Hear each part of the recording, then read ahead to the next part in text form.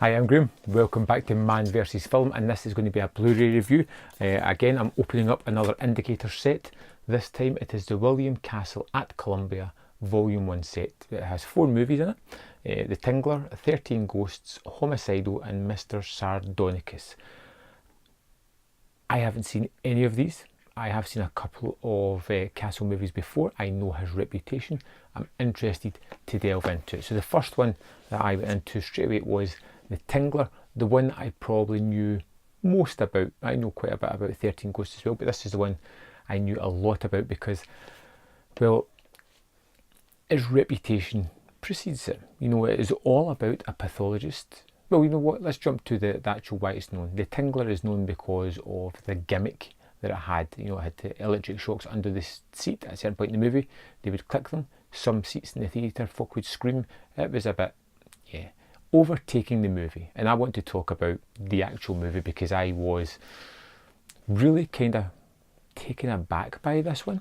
So it starts off with Vincent Price character, who is always a great addition to any movie, and he plays Dr. Warren. He's a pathologist who theorizes that there is this strange microscopic organism living on the spine of every human.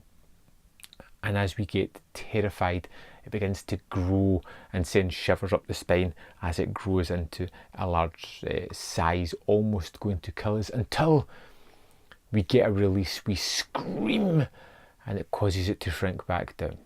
And he's trying to discover this with the aid of his assistant. If there is such a thing as a Tingler, can they get one? Can they catch one?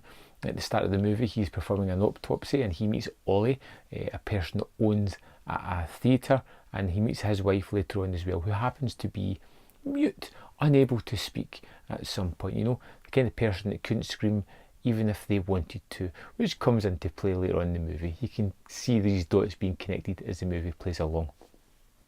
And I thought, as this started, I know exactly what we're getting here. It's a B movie from the 50s, Vincent Price, kind of shoddy special effects, but the movie really grows. It really gets better the more you watch it. It begins one of those hokey kind of things, but there's different layers in here that add a lot to the movie. Things that don't really matter much to the story, but they're an interesting side plot to it. You know, you have these two sisters that live with Vincent Price. One has all the money that was left her by her father. One is a sort of young person trying to break away from the shadow of her sister.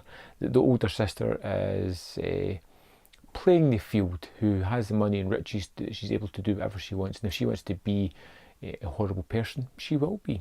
We get Vincent Price as Dr. Warren, and you always have this idea that Vincent Price is somehow going to be the bad guy.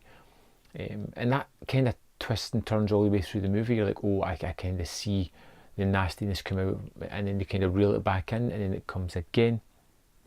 There is several moments that are just pure fun or pure hokiness. You get Vincent Price, who injects himself with something so that he has hallucinations, nightmares, and it's basically him doing an acting class of the walls closing in, narrating everything, being kind of cheesy with it but fun at the same time.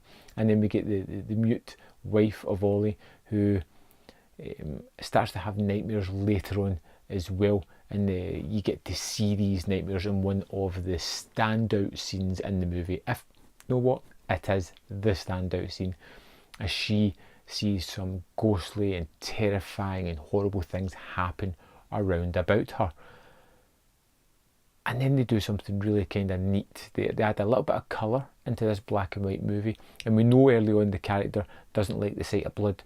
She goes into the bathroom and the taps are running blood, and it's bright red against the grey and white